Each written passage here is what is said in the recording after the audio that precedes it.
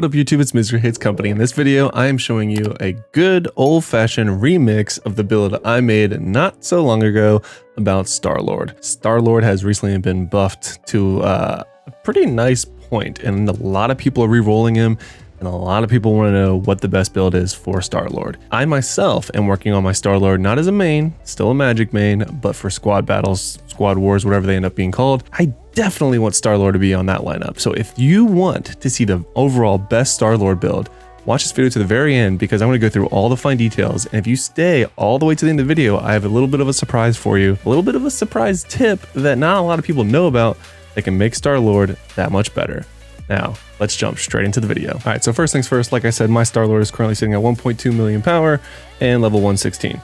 I have main questing currently, and it's painful. I used all of my time in the training grounds, so pain and suffering there. But first things first, when you are leveling Star-Lord, you want to take in mind his potential. So his enhanced potential, you want to look at the following stats first. So first, of course, you want to look at attack all the way down. All right, so attack, and then now we even got a little bit more attack, which I'm now prioritizing. Obviously this level 5 was a new addition from the most recent patch, and the new increase to max level being 120, which is why my attack is not maxed out, FYI. Now, after the attack, again, I think after that, I went for status effect accuracy for the burn. Sneak peek there to what build I'm going to be showing you. I would actually prioritize crit rate next. So anywhere you see crit rate, I would go ahead and knock that out. So it's only just the one of, where was it? Crit rate. After that, I would go ahead and look at CDR or cooldown reduction. So that would be this one. There's another one there. I want to say that was it. And then after that, you can go with status effect accuracy and then the other accuracy one that we have over here. And then from there, just fill in the rest as you max it out. But I would definitely focus on attack, crit rate, cooldown reduction. Okay. Now, moving on, we want to talk about cards, Omega cards, if you will. Now, keep in mind, these are not my best cards because this is not my main. These are cards that I have made available or have made only for my Star-Lord. And in doing so, they're still pretty good. So the set number 2 is actually pretty solid for Star-Lord. I need to re-roll these for the flame damage exclusive stat.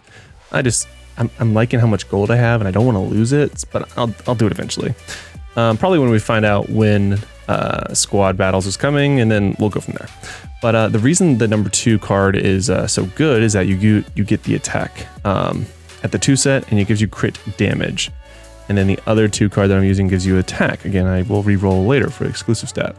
I'm using a Spider-Man card. It gives me flat attack, defense, pierce, PvP damage decrease, and then more PvP damage decrease, and the exclusive stat. Ideally, I would have be this card. And I'll show you why here in a moment. I actually would love to get that 2 set for the attack on an 11 card. In the meantime, I do have this just flat 8 that I'm using. That gives me the additional attack that I'm looking for, which is great. And then also I'm running 10s at the moment, but I would not necessarily recommend that. I want to say 6, whatever the Loki card is. You would run that as well for the crit damage and crit rate at the set. But again, I don't have those available because I want to say I'm using those on my magic. So the 10 cards give you crit damage on this one, and then defense pierce, which isn't terrible either.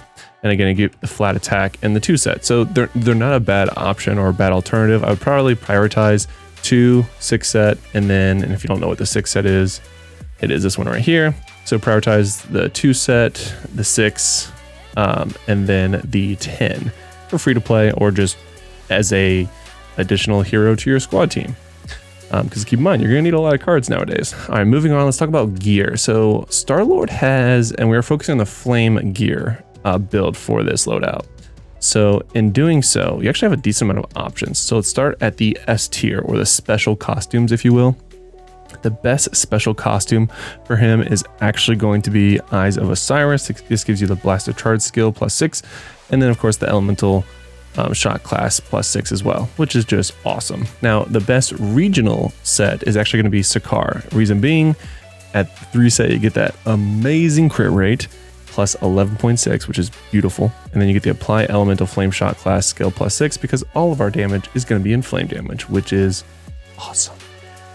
Now, if you want some free-to-play options, he actually has 2, which is, I didn't realize he actually had 2 pretty decent options at free-to-play. So Now that he's been buffed, I would actually highly recommend him for my free-to-play friendly friends, because he's got some pretty easy to obtain gear that is very good. And in doing so, the first one is actually going to be Annihilation Set. So this one gives, again, the crit rate at 3, which is awesome. It also gives you the elemental cannon skill plus 6, which is going to be the kind of bread and butter of your rotation. So that is a very good free-to-play option. And the other option is actually Sheriff, because again, you get the crit rate and then the problem solver skill. This is probably your top damage skill, arguably, depending on how you look at cooldown, if how you factor that in. But for flat damage in terms of what the skill says, this would be it. So these are two really good options for a flame build for Sheriff. Oh my god. For Star-Lord. Okay, next up, let's go ahead and look at his specializations. So do as I say, not as I do. So first up is going to be Space Pirate Grand Finale. This increases damage dealt to targets with 50% HP or below by at max level 25%. This is just a nice little execute skill, and especially in raids and dungeons, you're going to see the Star-Lords, once the bosses get to half health, just blow them up and start to raise towards the top of the charts, if they're not already, from clearing trash. Next up is, I'm actually going to skip one, is this one, the Galactic Outlaw. So decrease remaining cooldown by 35 to 40% at once every 5 times a skill is used. Basically, this means once you go through your full rotation, you get a huge chunk of cooldown reduction on the remaining cooldown. So keep in mind, once you use a skill, the timer starts ticking. So once you do 1, 2, 3, 4, 5, all of them are ticking, and then you do it, mine, I think it's 50% at max level. I could be wrong there, but I'm pretty sure it's 50. And then you just basically get that, and it's awesome. To the remaining time of your skill cooldown, which keep in mind when it comes time for the skills later on. Space Pirate. So this one just increases all type of damage by a flat amount. You want more damage, period. That's it. Okay, moving on. The reason I skipped this other one is because you're going to see I only have it at skill level 1, but it's because I was leveling this one previously. This is definitely going to be your best option for PvP and as an active play style for PvE, and I'll clarify you momentarily. So this is Space Pirate, increased damage of the first skill used within 6 seconds after using a dodge skill. What this does is basically makes your dodge skill a attack option. So instead of dodging a skill to, well, dodge a skill, you could then dodge with the intent of blowing up using your biggest hitters next. So you can really ramp up your Star-Lord to do huge amounts of damage with this build. Now, the reason I say this isn't more active is because obviously you can't auto and use this, which you shouldn't be autoing any PvP content anyway, which means this is definitely the best for PvP. But if you're planning on using Star-Lord not as a main and just as a additional person in your squad, or you're just leveling them up and you have excess specialization stuff you want to use, this one isn't a bad option. It creates an additional explosion to deal damage equal to % of attack upon landing a apply elemental flame shot. Class skill cooldown 8 seconds. Now again, this is not the better of the two options. The better of the options is this one, the Jet Boots modification, and that's going to go ahead and cover it for his specializations. This is going to give you just a ton of extra damage and really focusing on fire as well as just pure attack. You are a glass cannon in this build. Okay, next up, let's go and look at our skills for our friendly friend here. Now, first things first, this build is incredibly dependent on what your crit is. The reason I say that is because you need to hit crit cap, or as close as you can, on Star-Lord. So currently, I will show you, my Star-Lord is not there, not where I want him. His crit rate is 51%, which is not terrible. Crit rate, if you don't know, is 75%, so I'm on my way. It's not awful, but again, I want it to be much higher. But in my case, where I am not at crit cap, you want to go ahead and do the following with your skills. The first one you want to use is actually Battle Soundtrack. Pump it up. If you played Star-Lord at all, you'll know why you use this. Increase crit rate by 47% for 8 seconds, which is just beautiful. Basically, this is just going to ensure that you hit your crit cap, which is necessary for 8 seconds. 8 seconds is plenty of time to use the rest of your skills, and in doing so, the rest of your skills are as follows. You're going to use the elemental cannon. So this is actually a change from some of the other builds. That's because this skill was actually buffed a decent bit. The cooldown for it is incredibly low at 12 seconds, but the required stamina is much higher at 30.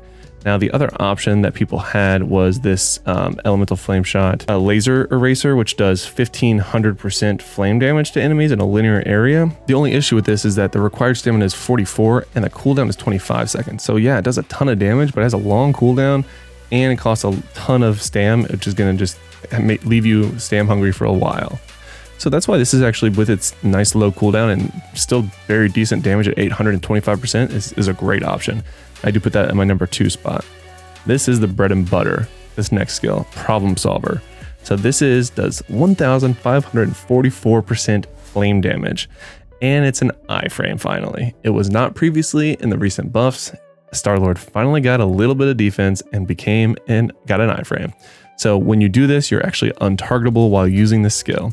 The cool thing about it is, you see how it's like 3 different bursts as he moves in between shooting. If you kill an enemy in between one of those, or like the first, second one, you actually move to a different enemy, which is awesome for Omega War, because you can blow up the first person, start hitting the second one, and if you get really lucky, you can just finish off a bunch of people and just get a bunch of kills, which is fantastic. The next skill is going to be Space Pirate. So this one does 1,175% flame damage, and it's going to, of course, add flame damage to it, which is going to make them take more damage in general. Just a nice chunk of damage. That's basically all the skill is. Last but not least is a bit of a flex option, but I use the jet boots, which is basically just a gap closer. Especially in a Mega War, you can use it as an engage option or a disengage option, and it still does 709% flame damage. And I say it's interchangeable because you really could use this one if you wanted to, which is Blaster Charge for 317% flame damage. But I mean, you don't have to. Now, in the event you actually have your crit capped and you don't need this skill anymore, and again, crit cap is 75, or you get basically above 65, in that ballpark, 62 to 65 and above, I would go ahead and say you should do this. You actually want to go ahead and change this one to the battle soundtrack just getting started. Increase dodge skill gauge recovery by 38% for 10 seconds. Increase stamina recovery by 38.2% for 10 seconds. What this does is make sure you don't go stam hungry, you don't starve for stamina, but it also gives you your dodge skill a little bit faster. This is perfect for dimension duels, especially with that specialization that we talked about, Space Pirate, where you get more damage once you use a dodge. This basically gives you a free dodge in those situations. So you pop this skill. Yes, it has a high cooldown, but kind of mediocre stamina requirement, about middle of the range at 29. But then you're going to get a free, basically, chunk of damage from your dodge, and a free dodge in case you need to dodge a skill, as well as a stamina boost, which is just win-win. Again, only do this if you are truly crit capped, or like I said, around 62 to 65% of your crit rate. In terms of the overall stats for your Star-Lord, once you hit that crit rate, you obviously want to focus on attack, is always great. But you also want to get your crit damage to a nice spot. If you can max crit damage, that would be fantastic. But those are really the bread and butter for this build, is crit rate, crit damage, and of course flat attack as needed. Cooldown reduction is nice, but you don't have to push it like you would on some other ones. You don't need to get anywhere near 50%. Just a little bit, it always helps. Now, if you're still watching this video, like I said in the beginning of it, I have a special surprise for anyone who is still watching, because there is a specific companion that just makes Star-Lord do more damage. And I didn't realize this until recently, and it is a bit of the best kept secret, if you will. So go to your companions, and this little one right here, Donna Ports. You're gonna be like, oh, bonus effect, stamina recovery. Meh, not bad. But go to her skills. Increase the summoner skill type damage while active. What? She's fantastic for both Star-Lord and Storm. And basically anyone that focuses their damage around an elemental type, this is what she's doing. She's making it better.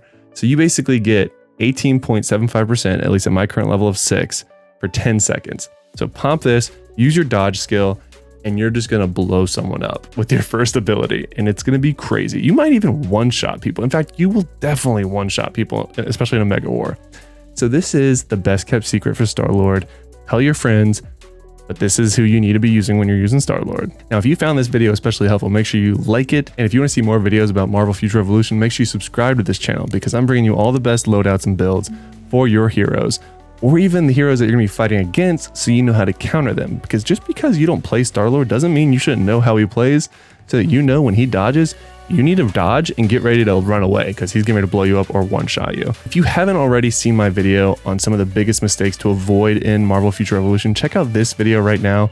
And I know I've pushed this on my other 2 videos, but it is such a good video and it can help you just make the best choices for your account, because you really can ruin your account if you don't heed my warning. So please check out this video, save your account, and just watch it, please.